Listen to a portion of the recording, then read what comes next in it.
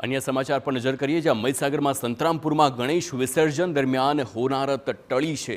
કૃત્રિમ તળાવમાં ગણેશ વિસર્જન દરમિયાન બોટ પલટી મારી તરાપો ગણેશ મૂર્તિ અને તરવૈયાઓના ભારથી તળાવમાં પલટી મારી હતી। તો સમગ્ર બનાવના ડ્રોન દ્રશ્યો પણ સામે આવ્યા છે। દુર્ઘટનામાં લોકોનો આબાદ બચાવ થયો છે તે સારી વાત છે। તો બોટની મદદથી લોકોને બચાવી લેવામાં આવ્યા છે।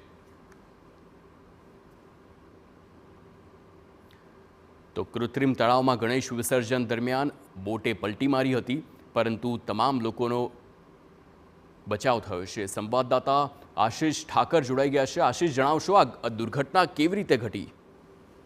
जी, संतरामपुर खाते गणेश विसर्जन दरमियान मोटी होनारत थता टळी छे। संतरामपुर नगरपालिका द्वारा गणेशनी विसर्जन माटे तरापो मूकवामां आव्यो हतो, परंतु तरापा उपर गणेशजीनी मूर्तिनुं એટલું બધું વજન હતું જે તરવૈયાઓ હતા, જે ગણેશના ભક્તો હતા, તેમના વજનના કારણે તરાપો જે છે પલટી જવા પામ્યો હતો અને જેને લઈને આ દુર્ઘટના સર્જાઈ હતી।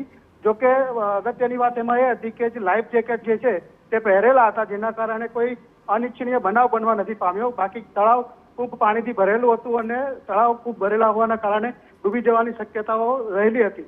જોકે ત્યાં સ્થાનિક તરવૈયાઓ પણ હતા અને ફાયર બ્રિગેડની ટીમ પણ ત્યાં હતી અને એક બોટ પણ સાથે રાખવામાં આવી હતી, જેને લઈને લોકોને તાત્કાલિક બોટ પર લઈ અને તેમને બચાવી લેવામાં આવ્યા હતા। જોકે પ્રશાસન દ્વારા અહીંયા ક્રેનની વ્યવસ્થા કરવાની માંગણી ગામ લોકોની હતી, ક્રેનની વ્યવસ્થા કરવામાં નહોતી આવી।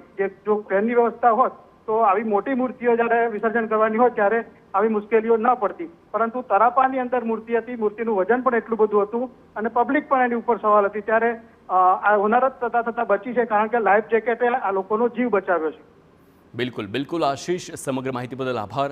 તો સારી વાત એ છે કે તમામ લોકોએ લાઈફ જેકેટ પહેર્યા હતા, એટલે કે વડોદરા જેવી દુર્ઘટના નથી ઘટી, તે સારી વાત છે। પરંતુ એક તરાપા પર આટલા બધા લોકો અને ગણેશની મૂર્તિ હતી, જેથી બેલેન્સ ન રહ્યું।